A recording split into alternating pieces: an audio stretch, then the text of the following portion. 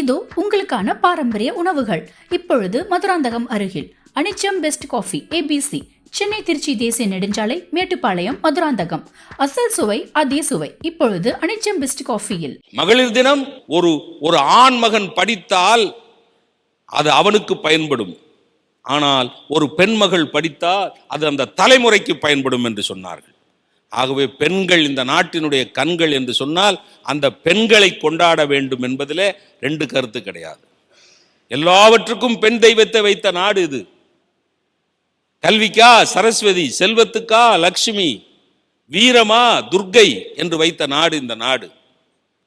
பெண்கள் கொண்டாடப்பட வேண்டும். இங்கெல்லாம் சொன்னார்கள், அருமையா பேசினார்கள். எல்லா பதவியிலையும் நாங்க இருக்கிறோம், ஆனா அதிகாரம் பூரா ஆண்கள்கிட்ட இருக்குன்னு வருத்தப்பட்டார்கள். அது உண்மைதான். இந்த நாட்டினுடைய பிரதம மந்திரியாக இந்திரா காந்தி அம்மையார் இருந்தார்கள். நாட்டினுடைய ஜனாதிபதியாக பிரதிபா பாட்டீல் இருக்கிறார்கள். சபாநாயகராக மீரா அவர்கள் இருக்கிறார்கள். இந்த பெண்களை பற்றிய பேச்சு அல்ல. இப்பவும் அடித்து துவைக்கப்படுகிறார்களே பெண்கள். குடிச்சிட்டு வந்து இப்பவும் கிராமத்தில் என்ன அடி அடிக்கிறான், அந்த பெண்களுடைய நிலைமை. பாகுபாடுகளுக்கு உள்ளாகிற பெண்கள், வன்முறைகளுக்கு ஆளாகிற பெண்கள், பாலியல் தொழிலிலே ஈடுபட்டு கொண்டிருக்கிற பெண்கள், இந்த பெண்களுக்கெல்லாம் விடிவு காலம் வர வேண்டும் என்பதற்காக மகளிர் தினம் கொண்டாடப்பட வேண்டும்.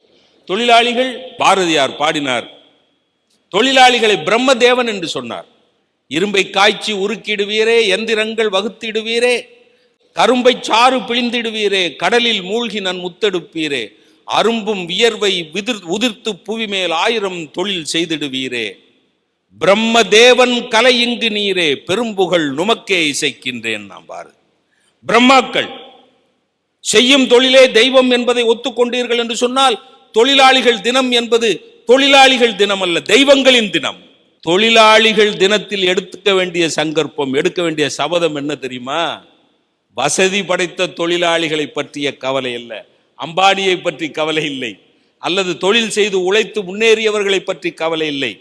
இன்றைக்கும் உழைத்து ஓடாக போய் கொண்டிருக்கிறானே, உழைத்தும் முன்னேற முடியாமல் இருக்கிறானே, கடன்பட்டு சாகுறானே, வாடகை வீட்டில் அடிக்கிற வெயிலிலும் பெய்கிற மழையிலும் நனைந்து கொண்டும் சூடாகி கொண்டும் கிடக்கிறானே, அந்த தொழிலாளிக்கு ஒரு விடிவு காலம் வர வேண்டும் என்பதற்காக தொழிலாளர் தினம் கொண்டாடப்பட வேண்டும். அருமை பெரியோர்களே, இங்கே பேசிய விவாதங்களை எல்லாம் வைத்து பார்த்தால் அந்த 3 தினங்களுமே உரிமைகளுக்கு குரல் கொடுக்கிற தினங்கள்.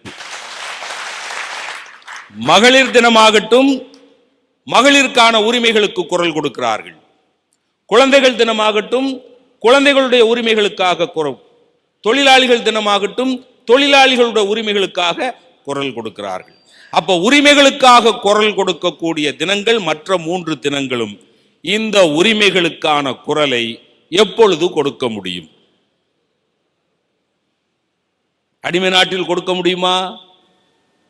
எந்த நாட்டில் சுதந்திரம் இருக்கிறதோ, எந்த நாட்டில் விடுதலை இருக்கிறதோ, எந்த நாட்டில் உரிமை இருக்கிறதோ, அந்த நாட்டில்தான் உரிமைகளுக்கு குரல் கொடுக்க முடியும் என்று சொன்னால், சுதந்திர தினத்தை ஆழமாக அழுத்தமாக கொண்டாடினால்தான்.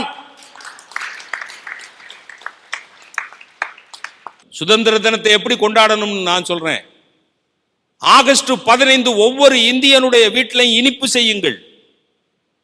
தீபாவளி அன்னைக்கு செய்றீங்கல்ல, அது மாதிரி அன்னைக்கு இனிப்பு செய்யுங்கள். ரம்ஜான் அன்னைக்கு புத்தாடை அணிகிறீர்கள் அல்லவா, கிறிஸ்துமஸ் அன்னைக்கு புத்தாடை அணிகிறீர்கள் அல்லவா, தீபாவளி அன்னைக்கு புத்தாடை அணிகிறீர்கள். அதுபோல ஆகஸ்ட் 15 அன்னைக்கு இந்த தேசத்தை நேசிக்கக்கூடிய ஒவ்வொரு இந்தியனும் புத்தாடை அணியுங்கள். ஒவ்வொரு இந்திய வீட்டிலும் கொடியேற்றி வையுங்கள். அன்னைக்கு ஒரு நாளாவது சுதந்திர தீயை, சுதந்திர கனலை பரப்பக்கூடிய செய்திகளை இந்த தொலைக்காட்சிகள் உலகுக்கு கொடுக்கட்டும். இந்த தேசத்தின் பெருமையை பேசட்டும், இந்த தேச சுதந்திரத்தின் அருமையை பேசட்டும். அன்றைக்கு ஒரு நாளாவது இப்படி கொண்டாடினால் அதற்கு பெயர் சுதந்திர தினம். இப்படிதான் கொண்டாட வேண்டும். நிறைவு தீர்ப்பாக சொல்ல வேண்டும் என்றால், மற்ற தினங்கள் எல்லாம் பகுதி பகுதியாக உள்ளவர்களுக்கு. சுதந்திர தினம் என்பதுதான் இந்த தேசத்துக்கானது, இந்த நாட்டுக்கானது. சுதந்திரத்தை இழந்து விட்டோம் என்றால் வேறு எந்த தினத்தையும் கொண்டாடுவதில் அர்த்தமும் இருக்காது, நோக்கமும் இருக்காது. அதைத்தான் பாரதி அன்றைக்கு சொன்னான். எந்தையும் தாயும் மகிழ்ந்து குலாவி இருந்ததும் இந்நாடை அவர் சிந்தையில் 1000 எண்ணங்கள் தோன்றிச் சிறந்ததும் இந்நாடே. அவர் முந்தையர் 1000 ஆண்டுகள் வாழ்ந்து முடிந்ததும் இந்நாடே. இதை வந்தனை கூறி மனதில் இருத்தி வாயுற வாழ்த்தேனோ, இதை வந்தே மாதரம் வந்தே மாதரம் என்று வணங்கேனோ என்று மகாகவி பாரதி பாடிய பாடலை சொல்லி சுதந்திர தினம்தான் இந்தியாவுக்கு இன்றைக்கு வேண்டிய மூச்சு காற்று. அந்த சுதந்திர தினத்தை கொண்டாடுவோம் என்று கூறி இந்த அளவில் இந்த உரிமை குரல் நிகழ்ச்சியை நிறைவு செய்கிறேன். அடுத்த வாரம் உரிமை குரல் நிகழ்ச்சி நடக்கும், அங்கே சந்திப்போம். அதுவரை வணக்கம், நன்றி.